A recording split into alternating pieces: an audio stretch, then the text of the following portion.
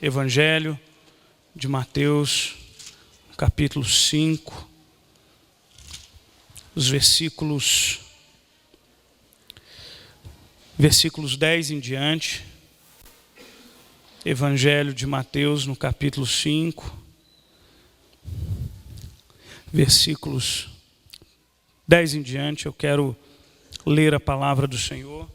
Quero que você agora, irmão, aquiete seu coração, coloque toda a sua atenção à palavra de Deus. Vamos tentar evitar o movimento e vamos ouvir aquilo que o Senhor tem para nos falar. Evangelho de Mateus, capítulo 5, versículo 10 ao 12. Bem-aventurados os perseguidos, versículo 9, tá, irmãos? 9 em diante.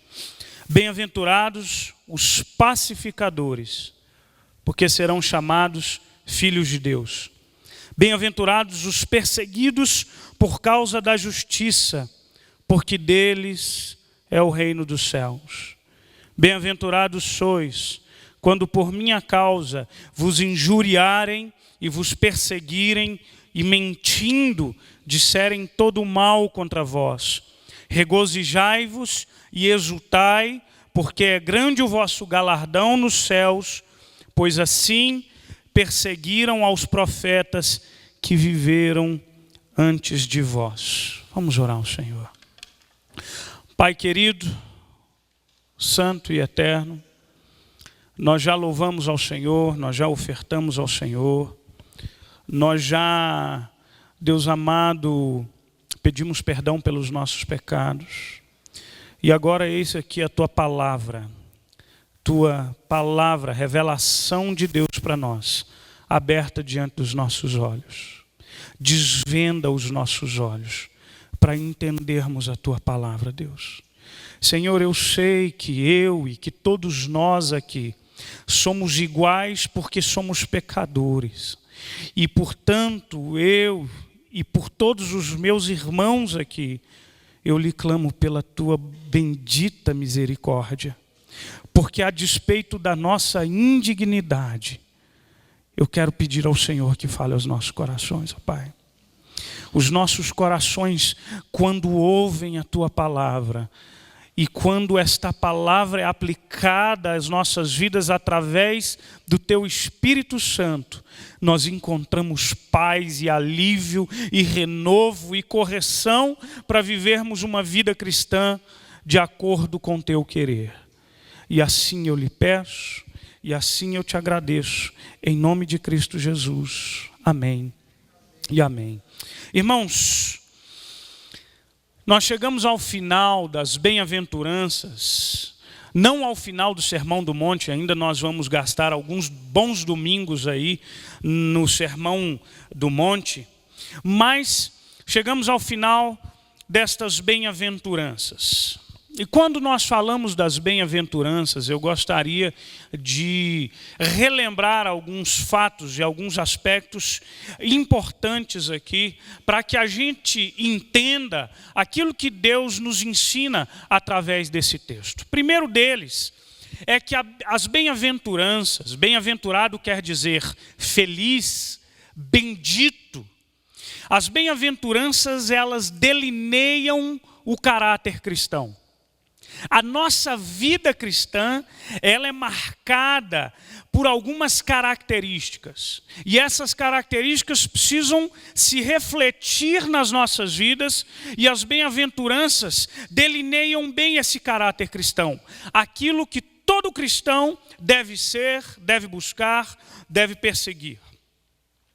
Uma outra característica importante é que esse caráter cristão, ele só é possível só possível ser desenvolvido a partir de um coração regenerado. Porque um coração que não é transformado por Deus, ele naturalmente pende para um caminho que é diametralmente oposto às demandas do Evangelho. Aquilo que Jesus nos propõe nas suas bem-aventuranças, ela vai de encontro, ela se choca às inclinações da nossa própria natureza. E por isso, se você é cristão e se você experimentou o lavar regenerador do Espírito Santo de Deus, você tem toda a possibilidade de desenvolver este caráter na sua vida, mesmo diante da nossa natureza pecaminosa. Uma outra característica é que a capacitação do Espírito Santo é quem nos ajuda a desenvolver esse caráter. Porque às vezes nós temos dificuldades. Ora, nós já lemos aqui nas bem-aventuranças que bem-aventurados são os humildes de espírito, que bem-aventurados, por exemplo, são os mansos. E às vezes a nossa natureza, ela não tem nada de mansidão. A Bíblia diz que bem-aventurados que têm fome e sede de justiça, e às vezes o nosso coração está excessivamente preocupado com muitas coisas, com muitas demandas, mas não tem fome e sede de justiça. Bem-aventurados os limpos de coração. Todas essas características podem ser potencializadas em nós pelo poder ativo do Espírito Santo nas nossas vidas. Uma outra característica é que quando você olha para as bem-aventuranças, a gente percebe um desenvolvimento crescente nessas bem-aventuranças. Ou seja, uma bem-aventurança deriva da outra. Bem-aventurados são os humildes de espírito, porque eles reconhecem e compreendem que somente pela graça de Deus é que nós veremos ao Senhor e herdaremos o reino dos céus. Bem-aventurados as nossas vidas quando nós, que a partir dessa humildade de espírito, nós nos reconhecemos pecadores e nós choramos pelo pecado que há em nós e pelo pecado que desgraça as vidas em nossa volta. Bem-aventurados os mansos, bem-aventurados os que têm fome e sede de justiça, os misericordiosos, os limpos de coração. Uma bem-aventurança derivando da outra. E agora aqui então, nós chegamos na bem-aventurança que diz, bem-aventurado os pacificadores. Mas a bem-aventurança, e eu chamo a sua atenção, a bem-aventurança que antecede esta, é bem-aventurados limpos de coração. Só consegue ser um pacificador aqueles que têm um coração purificado por Deus. Então, baseado nesses aspectos importantes, irmãos, quando nós olhamos para essa bem-aventurança, nós nos perguntamos talvez o que ela quer dizer. Lembre que Jesus pregava para um público judeu.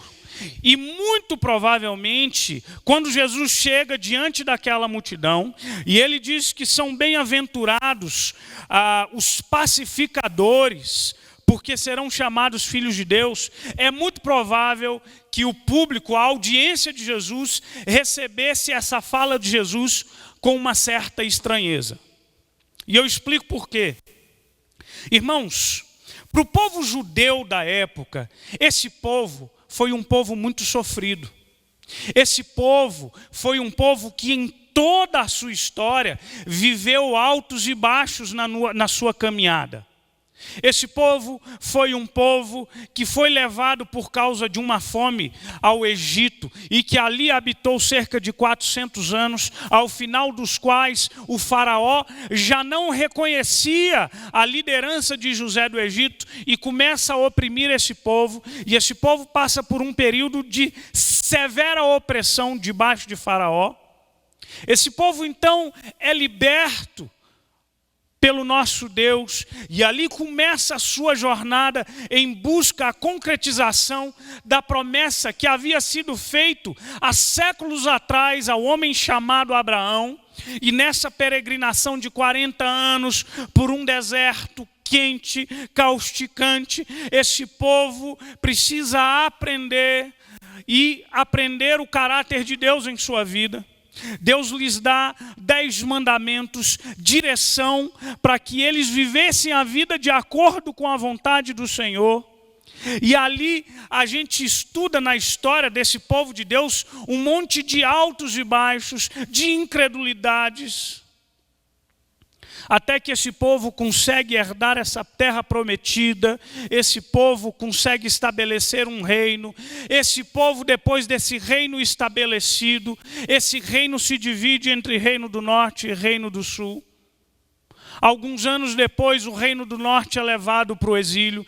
Esse reino nunca mais é refeito. E o reino do sul, chamado de Judá, posteriormente também é levado para o exílio, agora sob as mãos dos babilônios, e sofre muito sob a mão e o jugo desse povo.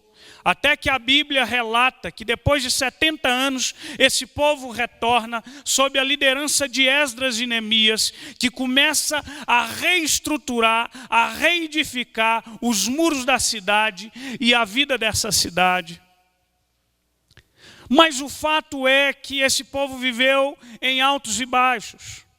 O período intertestamentário, conhecido assim, porque é o período entre um intervalo de tempo entre o último livro do Antigo Testamento e o primeiro livro do Novo Testamento, é um período de transição de poderes, onde você não encontra relatos bíblicos, mas o que a gente sabe é que o Império Macedônio, pelas mãos de Alexandre o Grande, havia conquistado toda aquela região e mais uma vez esse povo se torna um povo subjugado pela mão de um reino estrangeiro. E logo depois a sucessão pelo Império Romano, e quando você começa a ler os evangelhos e o evangelho de Mateus, você vai ver que o povo de Deus, o povo de Israel, se encontrava debaixo do jugo de Roma. Depois de milhares e milhares de anos de muito sofrimento, e aliás foi tanto sofrimento que o nome judeu e o verbo sofrer se tornou, o nome judeu virou um verbo, cuja conotação é sofrimento. Judiar de alguém é maltratar alguém. Esse povo, depois de tanto sofrimento, na mão de lideranças inescrupulosas e na mão de reinos estrangeiros, esse povo nutria um sonho messiânico. As palavras dos profetas, que durante milhares de anos vinha trazendo consolo e esperança para o coração desse povo, acendia no coração dessa gente uma esperança messiânica. Mas essa esperança messiânica não era exatamente aquilo que Deus havia se proposto no seu projeto redentor através da vida do seu Filho Jesus Cristo. A esperança messiânica desses homens e dessas mulheres era uma esperança messiânica de contornos militaristas, nacionalistas e materialistas. Por quê? Porque essa gente esperava a restauração de Israel como um reino terreno. A restauração de Israel em suas proporções geográficas. Um reino aqui e agora materializado na figura de um rei.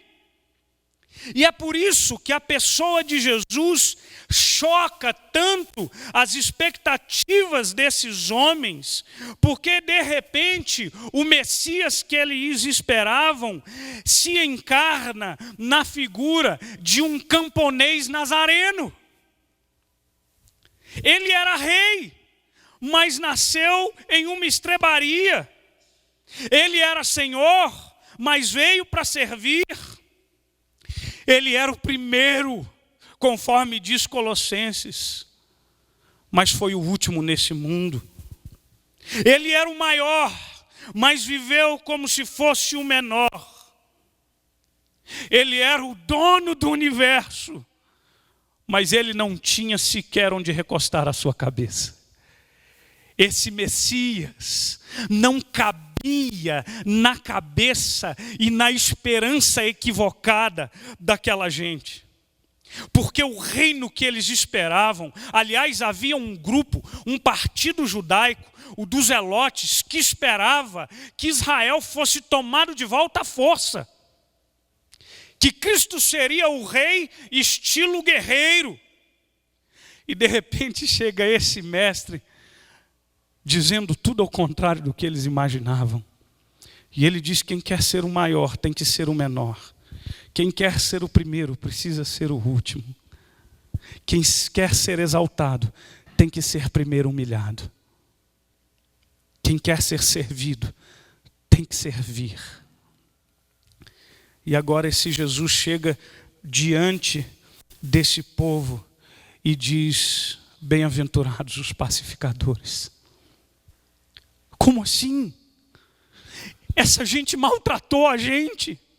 Bem-aventurados os pacificadores. Como assim? Eles nos usurparam, eles nos roubaram e eles nos violentaram. Bem-aventurados os pacificadores. Mas eles nos maltrataram.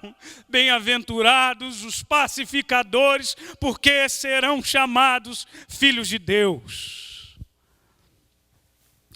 Irmãos, Jesus nos convida a uma perspectiva absolutamente diferente daquilo que é a inclinação natural dos nossos corações. E se talvez você ainda não reconheceu isso, a Bíblia diz que o teu coração, a inclinação do teu coração é a inclinação para o mal. Sabe o que Jesus diz em Mateus 15, versículo 18 e 19? Ele diz assim: mas o que sai da boca é o que vem do coração, e é isso que contamina o homem, porque do coração procedem maus desígnios, homicídios, adultérios, prostituição, furtos, falsos testemunhos e blasfêmia. E é por isso, quando a gente ouve Jesus dizendo: bem-aventurados os pacificadores, eu acredito que os nossos ouvidos não recebem essa mensagem de forma absolutamente ou tão diferente daquele público de 2000 anos atrás. Irmãos, o que a gente precisa entender é que a gente vem olhado nas bem-aventuranças e de uma forma muito similar aos 10 mandamentos, é que parte dos 10 mandamentos regulamentam a nossa relação com Deus e estão vinculadas, intimamente vinculadas com a nossa relação com Deus. Lá nos 10 mandamentos que começam: não terás outros deuses diante de vocês. Não farão para vocês imagem de escultura. E aqui as nossas bem-aventuranças começam a partir do nosso reconhecimento de quem nós somos diante de Deus. Bem-aventurados os humildes de espírito. Bem-aventurados os que choram e choram pelos pecados. E é interessante que Jesus, que agora está construindo uma nova comunidade chamada de igreja, comunidade essa que eu e você somos chamados para fazer parte, agora Jesus coloca diante de nós uma série de demandas que vão nos ajudar a construir essa comunidade. Quando nós falamos, por exemplo, da mansidão, como nós falamos, por exemplo, da sede e fome de justiça, quando nós falamos da pureza do coração, são características que de alguma forma se refletem e influenciam e determinam a qualidade das nossas relações comunitárias. Irmãos, viver em comunidade não é fácil, porque eu sempre costumo dar o exemplo. Você olha, a igreja é um macrocosmo da sua família. Família é esse microcosmo. Olha para a sua família. Marido e mulher. Não é fácil a gente viver a nossa vida comunitária. Nós temos as nossas desavenças, nós temos os nossos desencontros, nós temos as nossas discussões, nós temos os nossos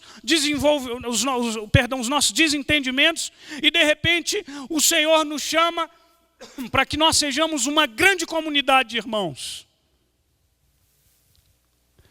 E para que a gente seja essa comunidade, irmãos, há um ingrediente que é absolutamente indispensável na construção dessa vida comunitária. Bem-aventurados os pacificadores. Irmãos, aqui eu quero chamar a atenção da igreja e falar algo que é muito importante para nós. Irmãos, os autores bíblicos sabiam muito bem da importância e do cuidado que nós devemos ter na construção das nossas relações.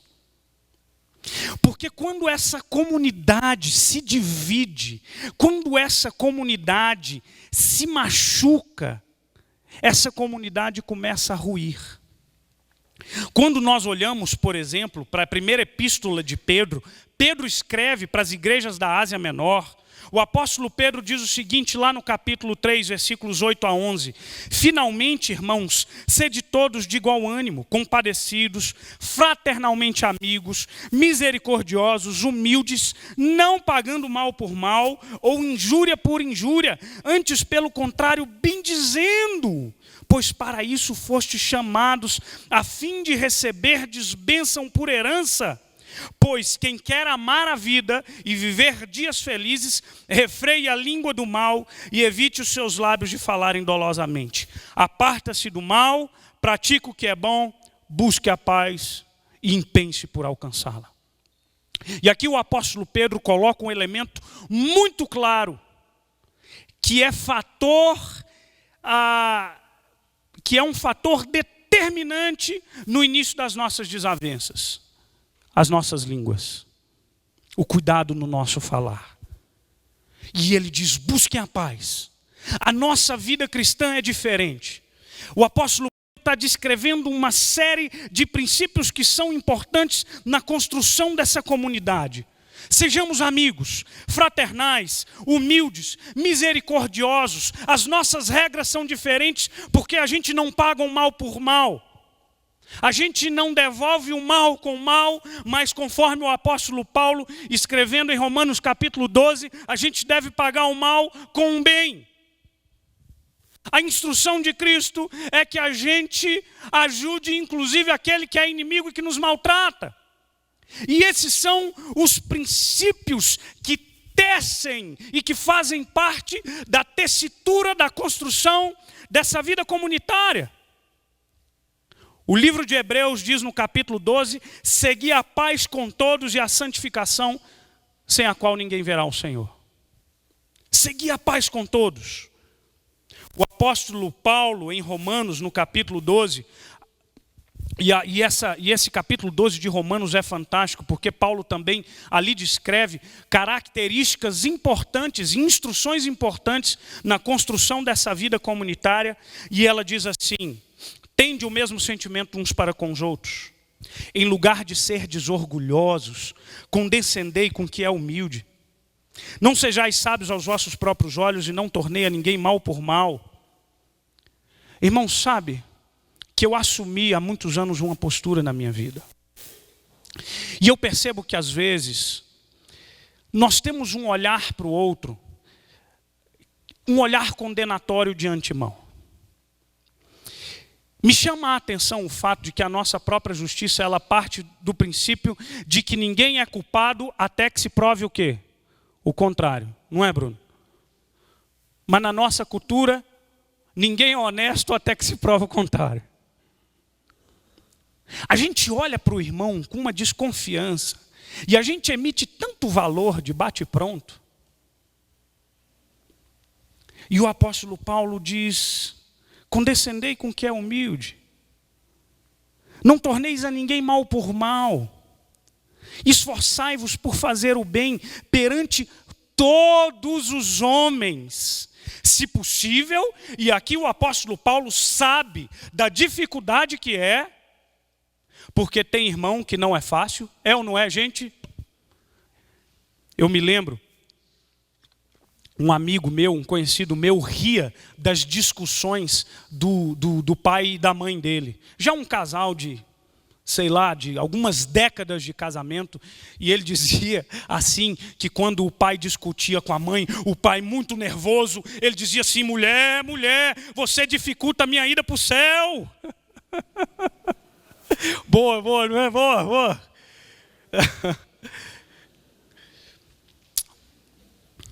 Eu brinco lá em casa que eu digo assim: o meu galardão vai ter uma porcentagem assim, porcentagem esposa, porcentagem filho, né? Ó, meu filho, aqui ó, vinde a mim, bendito meu pai. É fato que nós vivemos numa comunidade de diferentes. E a nossa paz, ela não vem de forma, ela não flui como se espontaneamente. Ela é fruto do nosso esforço. Isso o apóstolo Paulo diz: quando depender de vós, tende paz com todos os homens. Não vos vingueis a vós mesmos. Você não precisa a todo momento ficar se defendendo, sabe por quê? Porque o Senhor é o seu juiz. Ele é quem te julga e é Ele quem conhece o seu coração. Descansa nele. Você não precisa se preocupar com a vingança de quem quer que seja. Ame, se liberte da mágoa. Porque há muito tem sido dito que o ódio é o veneno que a gente toma esperando que o outro morra. É terrível. E a Bíblia diz: se liberte disso. Ame aquele que te maltrata. Faça bem aquele que te faz mal. E coloque diante do Senhor, porque Ele é juiz. Amados, dai lugar à ira, porque está escrito: a mim me pertence a vingança. Eu é que retribuirei, diz o Senhor. Nós temos que tomar cuidado com as nossas atitudes e com as nossas palavras.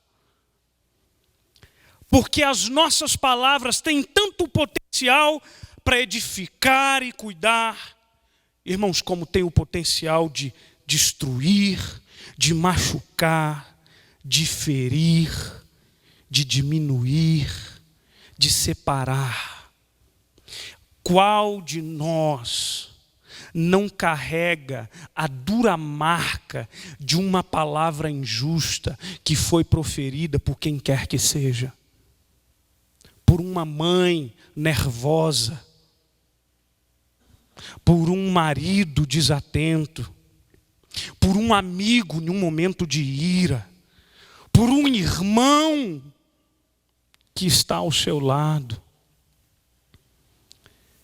Irmãos, olha, eu fico me perguntando, e pelo benefício da dúvida, eu quero crer que às vezes algumas pessoas acabam machucando outras por displicência ou por pura falta de bom senso, enquanto que outros ferem a outros por malignidade e impureza de coração. Irmãos, a vida de pastor e da sua esposa é uma vida muitíssimo curiosa. Eu tenho muitas histórias para te contar, depois você pode vir me perguntar algumas. Mas a gente tem histórias assim, algumas tragicômicas. Esses dias eu estava conversando com a Dani, foi muito engraçado. Coisas do tipo que a gente ouve, por exemplo. Há muitos anos atrás nós estávamos num lugar e a minha Dani é Daniele. E toda Daniele é chamada de Daniela. E toda Daniela é chamada de Daniele. É um fenômeno da natureza, não sei te explicar porquê, mas assim acontece. Não é, Dani? Não é, Dani? Então tá bom. Aí a Dani um dia estava lá, uma pessoa recém-conhecida, nossa, gente, irmão de igreja, e a pessoa disse: oi, Daniela. A Dani disse: oi, tudo bem, mas é Daniele. Ela falou: ué, Daniela é melhor. Oh, meu Deus. Oh, Jesus. Abençoa, Senhor. Né? Ai, quando a Dani estava grávida de gêmeos, né? Primeiro, aliás, foi uma tormenta terrível, porque é o seguinte, nós decidimos, como nós nos casamos muito cedo, a gente decidiu esperar um tempo, e a minha bobeira, a minha inocência foi que eu cheguei na frente da igreja e eu disse: irmãos, a partir de agora está liberado, a gente está em busca da gravidez. Irmãos, que besteira que eu fiz. Porque a minha vida se tornou um martírio a cada domingo que eu punho um pé na igreja. E aí, pastor, e aí o que, irmão? Né? Olha, eu vou te contar até receita de chá, de garrafada. Foi um terror, falei: meu Deus, que burrice a minha. Mas Deus é fiel, e eu fiz um gol, foi de placa. Deus é bom. E eu cheguei lá na frente da igreja para anunciar que a Dani está grávida. Todo mundo. E eu falei: tem mais, que eu não sou fraco não. Não falei assim, né? Mas eu pensei assim. E eu pensei: é de gêmeas. Oh, aleluia! E foi aquela maravilha e todo mundo, né? O quê, rapaz? Você está pensando o quê? Pastor aqui, e tadinha, o mérito ficou todo meu, né? Aí, ok, louvado seja Deus, foi um susto, né? E aí, logo no tempo apropriado, nós descobrimos, eu nem sei com quantos meses, mas a gente descobriu que eram 2 meninas. Amém! E aí as pessoas perguntavam, então, é o quê? São gêmeas? Ah, que legal! E será o quê? 2 meninas. Aí o pessoal, que pena, podia ser um menino ou uma menina. Gente, meu Deus do céu! Não dá vontade de mandar calar a boca no nome do Senhor Jesus? Não dá? Pô, eu estou feliz, rapaz. Amém por isso. Ah, que pena. Pena por quê? Não é? Então, eu estou catalogando esse pessoal, eu estou dando o benefício da dúvida, e eu estou sendo generoso no meu coração, e eu estou catalogando essa turma naquela categoria sem noção. Mas agora, irmãos, existe uma outra categoria. A categoria daquela que machuca quando o coração é ferido. E aí é um perigo. Deixa eu dizer uma coisa para vocês, irmãos. Tem pouco tempo que eu estou na Quarta Igreja. Eu passei por aqui 3 anos antes de ir para o Canadá, de 2007 a 2010. Ficamos 3 anos e meio no Canadá. Ao fim desses 3 anos e meio, 4 anos se completaram, nós voltamos para cá o ano passado. E às vezes eu tenho a impressão de que nós poderíamos ser menos belicosos. Se eu tiver errado, depois você me corrija. Mas eu já tive, em tão pouco tempo, que sentar com uma meia dúzia de gente para esfriar fogueira que foi acesa por conta de uma palavra maldita. E maldita porque não foi bem falada e maldita porque não abençoou. E aí, irmãos, eu falo isso com toda a humildade de coração, dizendo para você que isso tem que mudar na vida da igreja em nome de Jesus. Sabe por quê? Sabe por quê? Porque no meu pouco tempo de ministério, vão fazer 15 anos que eu sou pastor, eu já vi gente gemer por conta de ter uma igreja esfacelada e destruída, e isso é coisa do diabo. Eu digo porque a palavra o diz. Ponhamos a mão no coração em nome de Jesus. Se não edifica, não fala. E aí, preste atenção, eu preciso fazer aqui um parêntese. Ser um pacificador não é concordar com tudo. Ser um pacificador não é calar-se para tudo, ser complacente com o erro, conivente com o pecado, não é nada disso. Nós somos ensinados a combater o erro, somos orientados a lutar contra o que não é correto, mas nós devemos fazê-lo da maneira correta também. Meu irmão, vamos seguir a orientação da Bíblia. Se você tem um problema com teu irmão, a Bíblia diz, procura o teu irmão e resolve com ele. Aí a gente não procura, fala mal do irmão para os céus e para a terra, a gente macula a imagem com o outro e o problema não é resolvido. Porque nós não temos a coragem de seguir uma orientação bíblica e também porque nós não temos a humildade de ouvir alguém chegar para nós e dizer assim, você me feriu. Porque a nossa reação primária é a defesa. Eu não. Irmãos, eu louvo a Deus, porque aqui mesmo nessa igreja, eu já tive irmãos que chegaram para mim, pastor, eu quero conversar com o senhor. Sabe aquele dia, eu fiquei meio machucado, eu louvo a Deus, sabe por quê? Porque uma conversa como essa, corrige as falhas da comunicação, redime a relação, restaura a união e a comunhão em Cristo, louvado seja Deus por isso.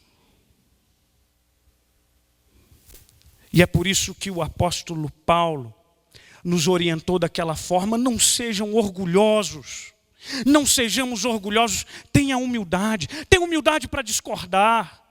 Irmãos, nós somos irmãos em Cristo Jesus. O sangue que foi derramado na cruz do Calvário por você, o foi por mim. Eu fui chamado para cuidar de você e você cuidar de mim, e nós construímos uma comunidade que ilumine um mundo de treva, cujo amor resplandeça. A Bíblia diz que se você é discípulo de Cristo, você é um filho de Deus, essa bem-aventurança precisa aparecer na sua vida. Porque bem-aventurados os pacificadores, porque são filhos de Deus. Ser filho de Deus não é só cumprimento de uma promessa, é evidência da expressão do caráter cristão na sua vida. Nós somos imitadores de Cristo, não somos? Jesus foi um pacificador. A Bíblia diz que ele foi o príncipe da paz. A Bíblia diz que nós fomos justificados mediante a fé. E nós temos paz com Deus por meio de Jesus Cristo.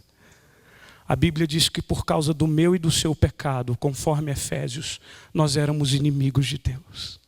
E o Senhor então interveio nesse conflito, derrama um sangue precioso.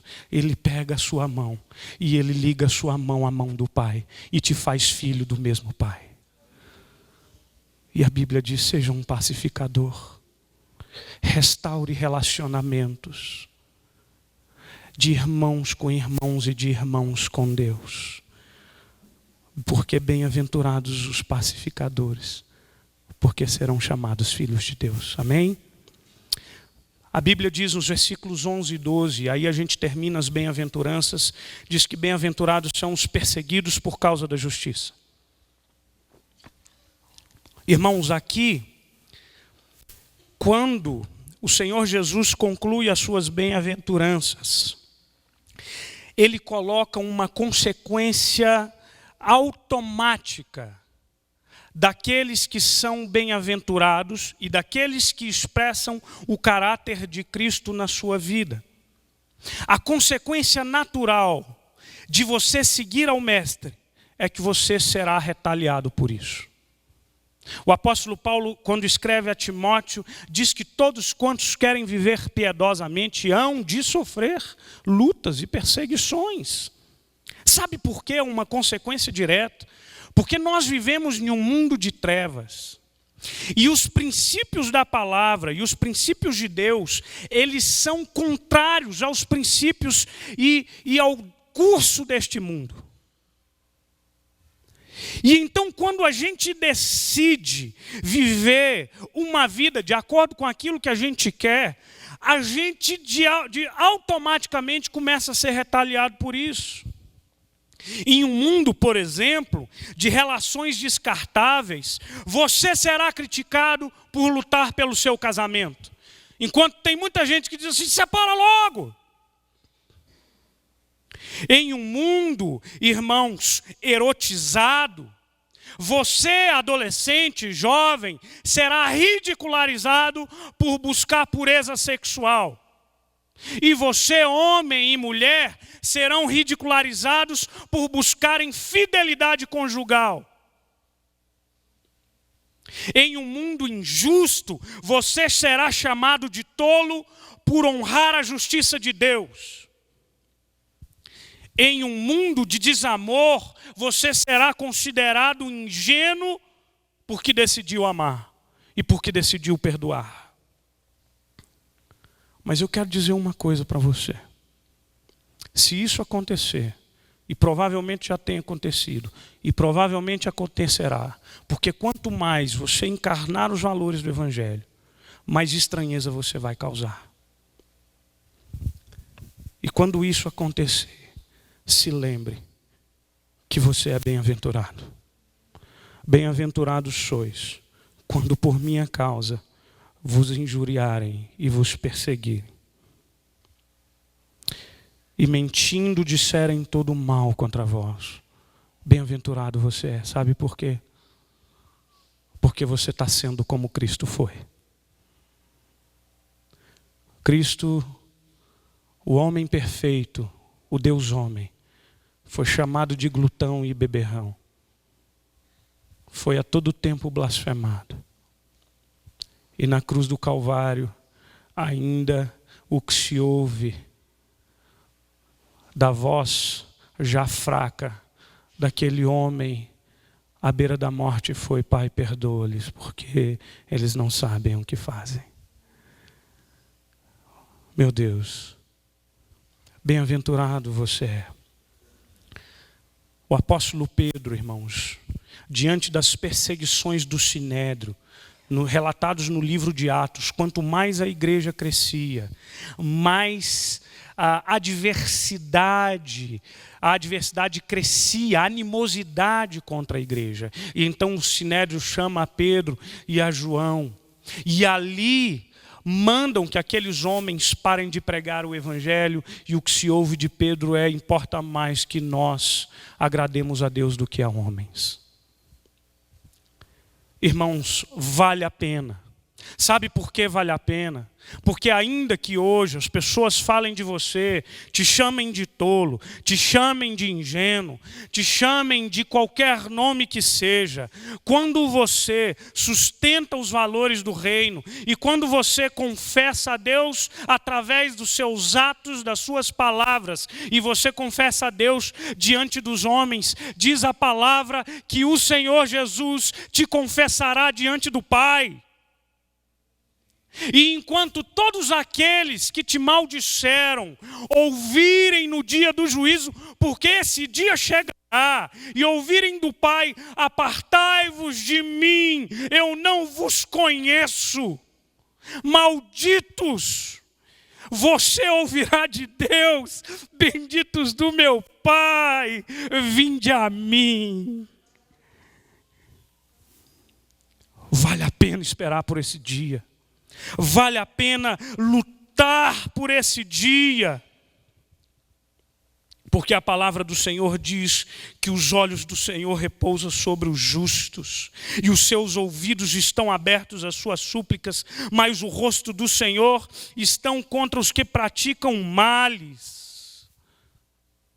Cabe aqui uma observação: há muito crente, ou gente que se diz ser crente, fazendo um monte de besteira, e por conta disso, levantando para si muita crítica, e essa gente está dizendo: está vendo? Eu sou uma vítima, eu sou um bem-aventurado, porque eu estou sendo perseguido por causa do evangelho. Mentira, não tem nada de evangelho no que você está fazendo. Eu me lembro de alguns anos atrás, um pastor que escondeu aí $15 mil aí nas meias, dentro da Bíblia, eu acho. Foi para Miami, chegou lá, ele e a mulher foram presos. E aí nos cultos que ele estava pregando lá, videoconferência, ele estava corroborando o seu status de apóstolos, dizendo: ó, eu fui preso, está vendo? Deus está confirmando o meu apostolado. Você foi preso porque você foi safado, mentiroso. Você estava burlando a lei. Você não foi preso por causa da justiça. E o apóstolo Paulo nos alerta muito bem a isso. Perdão, o apóstolo Pedro. Se você tiver de sofrer pela causa da justiça, sofra pelo que é correto, porque aí você será bendito de Deus. Mas se você está fazendo o que é errado, o juízo de Deus também está sobre você. Irmãos, nós vivemos em tempos difíceis. E a Bíblia diz mais. A Bíblia não só diz que você é bem-aventurado. A sua perspectiva diante da perseguição não é somente uma perspectiva passiva, mas ela é ativa também. Porque a Bíblia diz: regozijai. Você é capaz de se alegrar diante das suas lutas? Irmãos, como é difícil, meu Deus. E às vezes o meu coração se pergunta: Senhor, é possível? É possível te louvar enquanto a gente sofre? É possível te agradecer enquanto o nosso coração é dilacerado? Você sabe o que a Bíblia está dizendo? A Bíblia não está te convidando a se alegrar no sofrimento pelo sofrimento, mas a Bíblia está te convidando a se alegrar naquilo que o sofrimento pode trazer para você, ou naquilo que o sofrimento evidencia na sua vida. Irmãos, o apóstolo Paulo, entendendo essa concepção, ele escreve no capítulo 5 de Romanos, dizendo: e não somente isso, nós nos gloriamos nas nossas próprias tribulações, sabendo que a tribulação produz perseverança, a perseverança experiência, e a experiência esperança.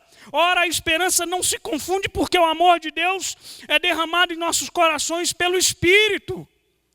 Eu não me alegro na tribulação por causa da tribulação, mas eu me alegro porque quando eu estou na tribulação, essa tribulação me transforma, me molda, me lapida, me faz crer, me faz buscá-lo, me faz um crente humilde, me dá libertação, me dá graça, me liberta, me ajuda, e de repente quando eu olho para trás eu digo: Deus louvado seja o teu nome.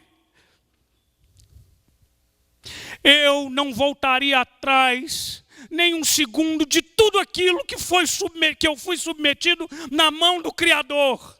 Porque a despeito de momentos difíceis que foram vividos, eu reconheço claramente a mão bondosa de Deus, que não perde o fio da meada. E a Bíblia diz: regozijai-vos. Alegre-se, sabe por quê? Porque se você está sofrendo por causa do Evangelho, louvado seja Deus, porque você faz parte de um time de gente que viveu antes de você e que padeceu coisas muito piores do que você. Porque não tem honra maior de ser catalogado dentre aqueles que no livro de Hebreus foram considerados homens dos quais o mundo não era digno. Gente que sofreu, que foi cerrada ao meio por causa da fé. E a Bíblia diz: homens dos quais o mundo não era digno. A sua vida foi tão abençoada, foi tão bendita, que esse mundo jamais te mereceu. Regozijai-vos. Irmãos, às vezes eu fico pensando, e aqui eu quero caminhar para concluir. Nós vivemos de um tempo em que no nosso país, por exemplo, nós estamos cada vez mais sofrendo afrontas diante dos valores do Evangelho. E a Bíblia manda você: seja firme. Eu escrevi para o pastor Osni, e toda vez que eu escrevo para ele, eu fico tomando muito cuidado com as minhas palavras. Mas eu escrevi para ele, eu disse: Osni, me dá alguns dados aí do que você tem vivido em termos de, e que você tem conhecimento em termos de perseguição. Sabe por quê, irmãos? Porque ainda hoje, no mundo que a gente vive, tem gente morrendo ao fio da espada, porque confessa o nome de Jesus Cristo. Aquele grupo de 20 e poucos rapazes que foram mortos, degolados e filmados. E depois a mãe e o irmão de um desses rapazes é entrevistado em uma rádio árabe. Diz: eu fiquei orgulhoso do meu filho. Orgulhoso, orgulhosa. Porque o meu filho foi digno de morrer pela causa do Senhor Jesus. Meu Deus, não há dignidade maior do que essa. Existem pelo menos duas organizações, a Portas Abertas e o Centro para Estudos Globais do Cristianismo. Irmãos, acredita-se que mais de 150 milhões de cristãos são perseguidos no mundo. Desses 150 milhões, 100 milhões seriam perseguidos pelo islamismo. A grande concentração de cristãos perseguidos na Ásia, incluindo o Oriente Médio e Norte da África, trazendo assim para uma proporção bem menor, observando apenas a região que eles estão ali no Oriente Médio, pode-se afirmar que 99% dos cristãos secretos, 99% vive debaixo de algum tipo de perseguição ou restrição religiosa. O Osni disse que ele tem acesso semanal a esses cristãos, em torno de 250 deles. No entanto, a realidade de todo o Oriente Médio é muito mais brutal. E aí ele disse que outro fator interessante é que a perseguição aumenta em locais onde os grupos terroristas buscam aumentar o seu território. E isso muda frequentemente de região. Isso especialmente em países como Síria, Iraque e Iêmen. Mas sabe o que acontece nos países onde as perseguições são maiores? São os países onde o evangelho mais cresce. Meu Deus. Meu Deus. Bem-aventurados sois quando perseguidos pelo meu nome. Porque o testemunho é tão vivo e tão real. Eu me lembro do Osni me contar da história de um missionário no Iraque. Quando dos grandes conflitos ali no Iraque, todos os demais missionários foram embora. E aquela família missionária fez as malas para proteger a sua vida e a sua própria família. E a igreja chegou até ele dizendo: não vá embora. Não nos abandone. E aquele homem chegou com a sua esposa e os filhos, oraram, desfizeram as malas e ali ficaram. E o que se viu foi uma profusão de pessoas entregando a vida ao Senhor Jesus. Bendito seja esse pastor. Bendito sejam esses irmãos que são dignos de sofrerem pelo nome de Cristo. Que eu e vocês somemos a esse exército. Por sofrimento muito menor. Mas que a causa do evangelho jamais saia do nosso peito. Porque um dia, isso eu te garanto. Mas eu não te garanto por mim. Eu te garanto porque Cristo Jesus um dia o garantiu. Um dia, igreja, um dia, a doce voz do pastor ecoará em todo o universo, chamando você por um novo nome, escrito num livro da vida, dizendo para você: vinde a mim, bendito do meu Pai. Feche os seus olhos em nome de Jesus.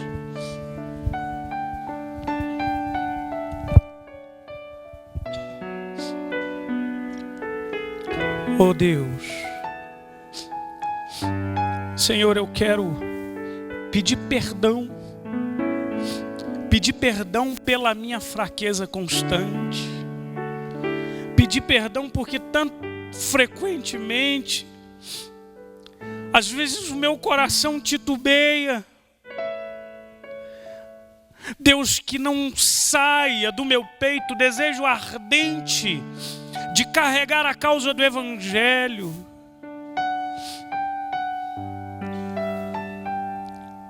Deus, abençoa a tua igreja, abençoa as igrejas fiéis à tua palavra ao redor do mundo, a sustentarem o pendão real. Abençoa os nossos jovens e adolescentes, quando a sua fé é colocada em xeque. Ajude-os e o fortalece-os. Abençoa os maridos e as esposas dessas igrejas, a que a gente construa relações sólidas e que glorifiquem o teu nome. Abençoa as comunidades cristãs, a igreja invisível, de irmãos e irmãs espalhados sobre a face da terra, unidos pela causa do evangelho em favor do teu nome, para a glória do Pai. Muito obrigado, Deus, muito obrigado. Guarda cada um de nós em nome do Senhor Jesus, e que a gente caminhe até aquele dia bendito. Assim nós oramos a Ti e glorificamos o Teu nome em Cristo Jesus, o nosso Senhor. Amém e amém.